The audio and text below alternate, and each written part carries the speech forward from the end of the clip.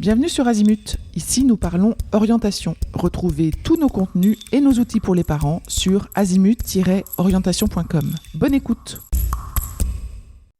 Bonjour, aujourd'hui je suis au Crous de Paris avec Marceline Guiffan, directrice de cabinet du Crous de Paris. Bonjour. Bonjour. Pour commencer, est-ce que vous pouvez expliquer simplement ce qu'est le Crous et à qui s'adresse-t-il ?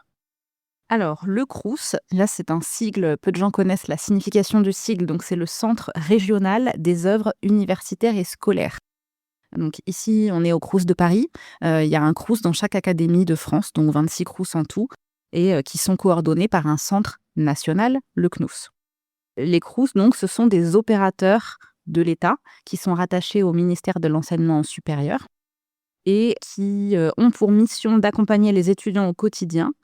Ces missions principales, elles sont tournées vers l'accompagnement social, la restauration et le logement. Et surtout, ils s'adressent en priorité aux étudiants les plus précaires. Même si les Crous s'adressent à l'ensemble des étudiants, mais voilà, les missions sont quand même priorisées vers les publics les plus fragiles. Donc par exemple, les services du Crous, ce sont eux qui instruisent les dossiers de bourse sur critères sociaux. Dans les principaux campus universitaires, ce sont les Crous qui assurent les points de restauration, donc ce qu'on appelle les fameux RU, je pense que c'est le terme le plus connu, les restaurants universitaires, et les Crous, ils gèrent aussi les résidences universitaires. D'accord.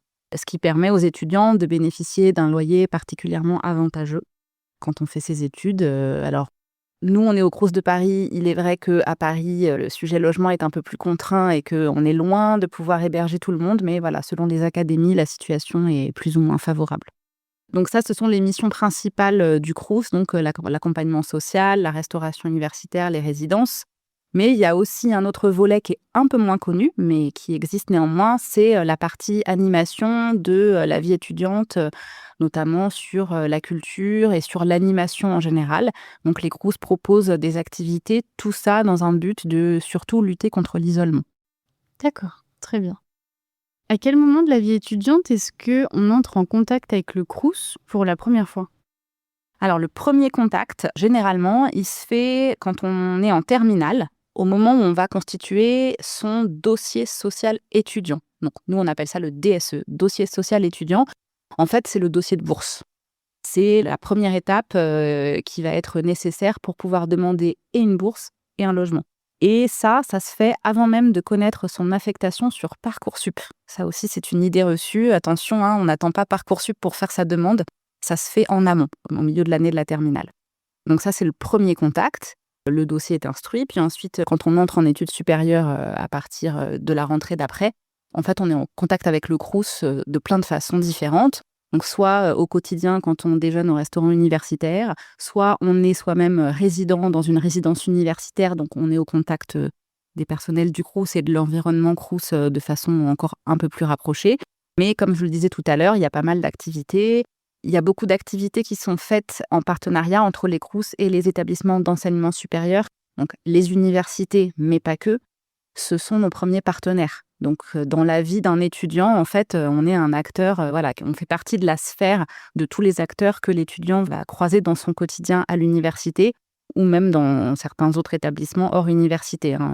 D'accord. Le Crous n'est pas que pour les étudiants en université.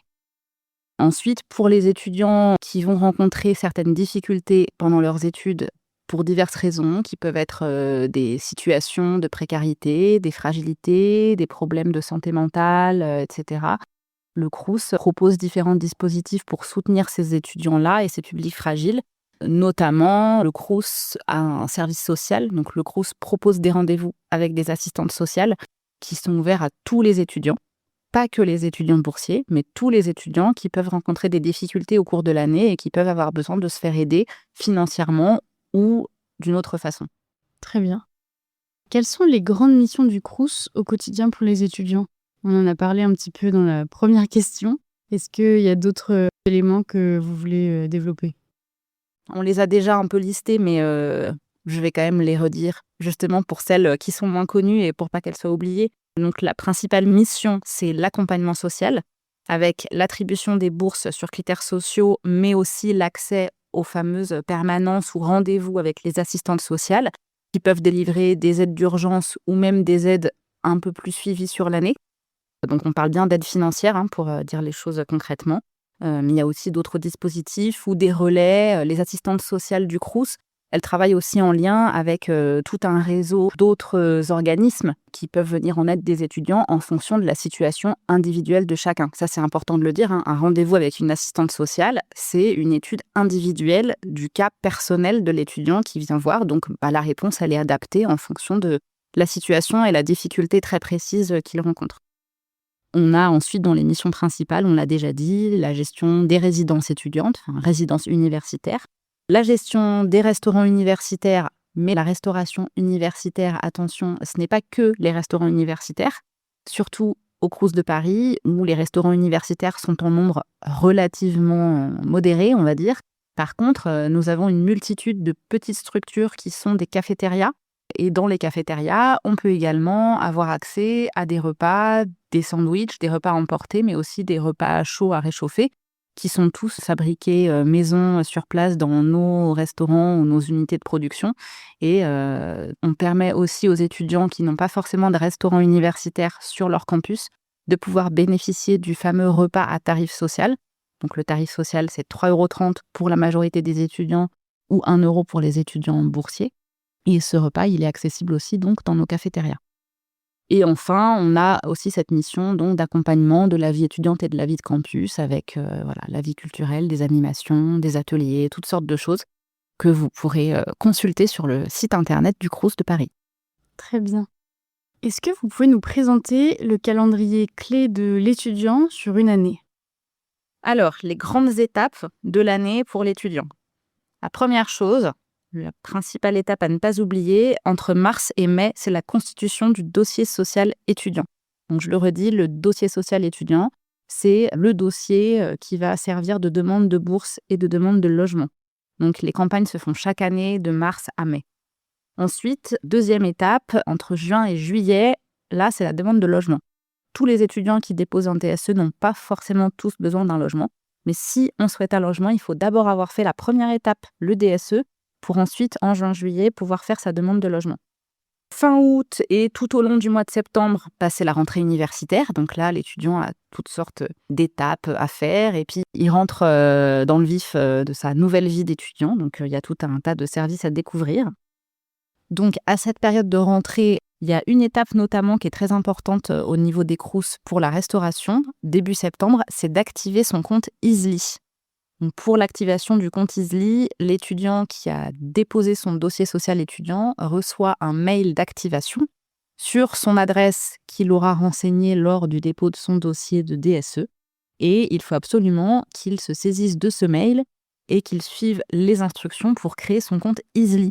Parce que le compte Easly, c'est ça qui va lui permettre de pouvoir payer son repas dans les restaurants universitaires et dans les cafétérias du Crous. Et notamment, c'est grâce à l'utilisation de ce compte Easly que l'étudiant sera reconnu comme étudiant et qu'il aura bien le droit de payer son repas soit à 3,30 €, soit à 1 €. D'accord, très bien. Et de façon plus perlée, tout au long de l'année, les demandes d'aide spécifique, les demandes de rendez-vous avec les assistantes sociales, les projets culturels, les animations financées grâce à la CVEC, ça c'est toute l'année. D'accord. Quelles sont les dates à ne surtout pas rater pour éviter les mauvaises surprises ? La date à ne surtout pas rater, c'est de mars à mai, le moment du dépôt du dossier social étudiant qu'il ne faut absolument pas rater. Et non seulement il ne faut pas la rater, mais il ne faut pas non plus attendre le dernier moment pour déposer son DSE. Ça, c'est très important parce que on remarque quand même que chaque année, la dernière semaine de mai, on reçoit un nombre de dossiers complètement faramineux et finalement, derrière, il y a quand même une équipe qui traite les dossiers. Et il y a tout un tas d'étapes à accomplir pour que le dossier soit finalisé. Donc, plus tôt on dépose son dossier, plus on a de chance que tout se déroule bien, d'avoir le temps que les gestionnaires reviennent vers nous si jamais il y a un problème sur une pièce ou s'il faut compléter le dossier. Donc, plus on le fait tôt, mieux c'est. Sachant que l'objectif de tout ça, c'est quand même de pouvoir payer les bourses aux étudiants dès la rentrée de septembre, donc dès le début du mois de septembre. Donc, tout retard de dépôt entraîne un risque de ne pas voir sa bourse versée dès le début du mois de septembre. Ça ne veut pas dire qu'elle va sauter, qu'elle ne sera jamais payée, mais ça veut dire qu'elle sera payée avec des délais un peu plus tardivement et c'est pas forcément facile pour que l'étudiant puisse s'organiser. Quelles sont les erreurs ou les oublis les plus fréquents que vous observez chez les familles? Alors, ce qu'on a observé ces dernières années, les erreurs les plus fréquentes, d'une part, c'est les familles qui attendent d'avoir les résultats d'orientation de Parcoursup ou la fin de Parcoursup pour saisir leur DSE. Ça, alors déjà, ça ne sert à rien, en fait. Je ne sais pas comment le dire autrement, mais il ne faut pas attendre la fin de Parcoursup pour saisir son DSE, sachant que quand on saisit son DSE et même quand on saisit ses demandes de logement, on fait sa demande et les choix seront réadaptés ensuite en fonction de l'affectation de Parcoursup in fine. Évidemment, les Crous travaillent avec Parcoursup et tout cela a été pensé en amont pour qu'il n'y ait pas de blocage. Donc, on n'attend pas la fin de Parcoursup pour faire sa saisie DSE. Ensuite, la deuxième erreur la plus fréquente, c'est de saisir son dossier DSE, mais d'oublier certaines pièces justificatives. Dans ces cas-là, ça veut dire que le dossier est incomplet. Si le dossier est incomplet, il ne peut pas être traité par les gestionnaires. Donc, il va falloir attendre que le gestionnaire revienne vers l'étudiant pour lui demander de compléter le dossier, et ça implique un retard de traitement. La dernière erreur, c'est de ne pas consulter régulièrement sa messagerie et ses messages, parce que justement, dans le cas où un dossier est incomplet, ou bien s'il y a un problème sur une pièce ou quelque autre question supplémentaire que le gestionnaire a besoin d'adresser à l'étudiant, il va lui écrire un mail. Donc, quand l'étudiant a saisi son dossier DSE, il faut qu'il soit vigilant et qu'il se tienne informé. Une dernière erreur aussi est de penser que puisque l'étudiant n'était pas boursier pendant le secondaire, il n'aurait pas droit à bourse pour ses études. Attention, les critères et les barèmes ne sont pas du tout les mêmes. Pour cette raison, il y a un simulateur d'ailleurs qui existe en ligne, qui est très simple à utiliser et vraiment les critères de bourse pour les études sont beaucoup plus larges et incluent beaucoup plus de personnes. Donc voilà, le dépôt de demande de bourse n'est pas réservé qu'aux lycéens qui étaient déjà boursiers. Très bien.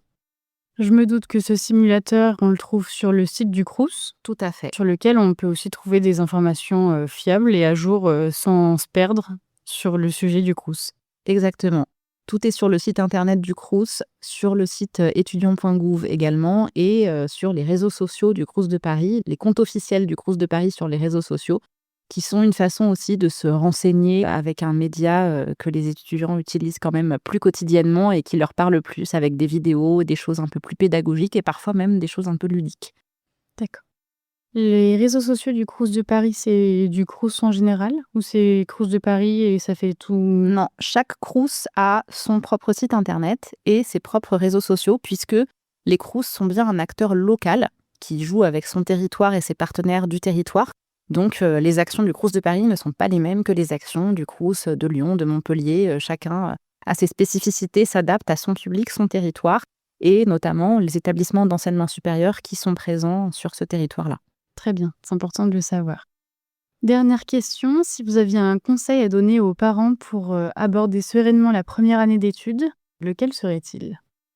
La mission des Crous, c'est de faire en sorte que la vie de l'étudiant se déroule bien, sans stress et soit paisible. Donc, le Crous ne s'occupe pas de ce qui se passe à l'intérieur des cours, du contenu pédagogique, des formations, mais s'occupe de à peu près tout le reste. En tout cas, essaye de prendre en compte un peu tout le reste et la vie étudiante au sens plus large. Donc, le conseil pour que la première année se passe bien, c'est de s'informer, de se documenter, de ne pas se laisser déborder par le stress et de se saisir de tous les dispositifs qui sont ouverts à tous et qui ont été pensés justement pour que l'année se déroule bien. Si on se sent stressé, si on ressent des problèmes, les problèmes ne sont pas forcément que financiers. Si on a des problèmes financiers, le Crous pourra en tout cas tenter d'y répondre, mais s'il y a aussi des problèmes de stress, des difficultés d'organisation, des difficultés d'isolement, de se sentir seul, les Crous sont vraiment là pour apporter pas mal de réponses sur tout ça, essayer d'activer le lien social, de s'entraider. Donc voilà, il faut vraiment pas hésiter à se renseigner et à se saisir de tout ce qui est possible et tout ce qui est fait dans l'environnement de l'étudiant pour qu'il puisse s'installer paisiblement dans sa première année et surtout réussir ses études parce que le but, c'est ça. Parfait, merci beaucoup. Merci. Pour aller plus loin dans l'accompagnement de votre enfant, rendez-vous sur azimut-orientation.com. Tous nos contenus y sont classés par thématique et vous pourrez consulter notre calendrier, notre annuaire d'experts et vous inscrire à la newsletter pour ne rien louper. Merci pour votre fidélité. À bientôt.